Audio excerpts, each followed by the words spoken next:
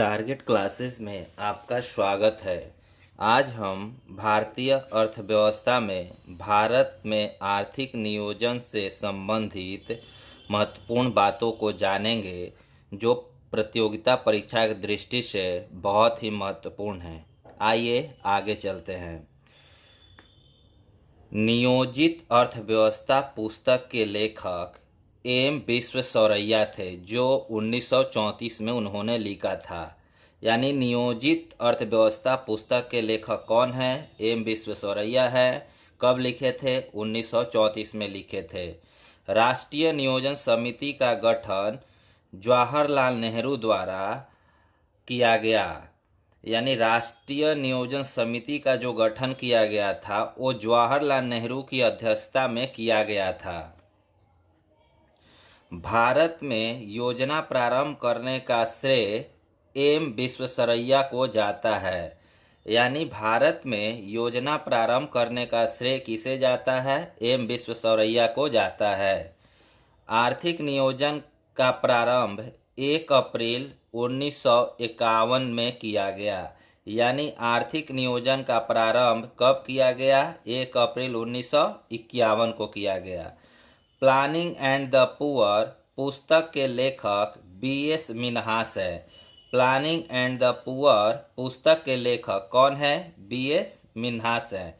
आर्थिक नियोजन को समवर्ती सूची के अंतर्गत रखा गया है। यानी आर्थिक नियोजन को किस सूची के अंतर्गत रखा गया है? समवर्ती सूची के अंतर्गत। पंचवर्षीय योजना बनाने का कार्य योजना आयोग का है। यानी पंचवर्षीय योजना बनाने का कार्य किसका है? योजना आयोग का है। राष्ट्रीय योजना समिति की स्थापना 1938 में की गई। यानी राष्ट्रीय योजना समिति की स्थापना कब की गई? 1938 में की गई। बॉम्बे प्लान जो था एक मुंबई के 8 प्रमुख उद्योगपतियों का एक सम्मेलन था। यानी बॉम्बे जो प्लान था वो मुंबई के 8 प्रमुख उद्योगपतियों का एक सम्मेलन था, जो 1944 में बनाया गया।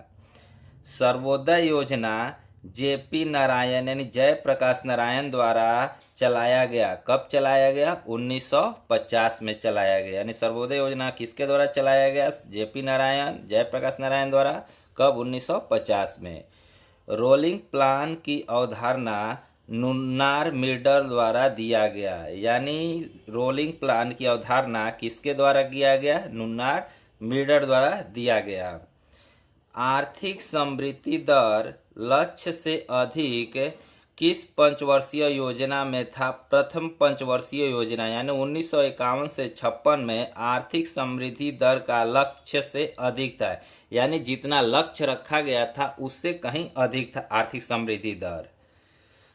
प्रथम पंचवर्षीय योजना का मॉडल हेराल्ड डॉमर पर आधारित है। यानी प्रथम पंचवर्षीय योजना एक कृषि पर आधारित था, जो हेराल्ड डॉमर मॉडल पर आधारित था।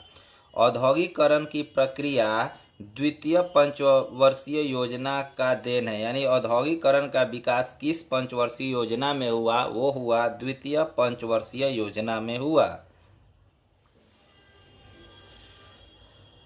द्वितीय पंचवर्षीय योजना पी.सी. महालनोबिस द्वारा दिया गया। द्वितीय पंचवर्षीय योजना किसके द्वारा दिया गया? पी.सी. महालनोबिस द्वारा दिया गया। द्वितीय पंचवर्षीय योजना का कार्य 1956 से 61 तक रहा। द्वितीय पंचवर्षीय योजना में स्थापित 3 प्रमुख संयंत्र थे। वो संयंत्र थे एक दुर्गापुर, भिलाई और राउरकेला का जो लौह इस्पात संयंत्र है, द्वितीय पंचवर्षीय योजना की देन है। यानी द्वितीय पंचवर्षीय योजना का प्रमुख जो संयंत्र कहाँ कहाँ? एक दुर्गापुर में स्थापित किया गया, भिलाई में स्थापित किया गया और राउरकेला में स्थापित किया गया।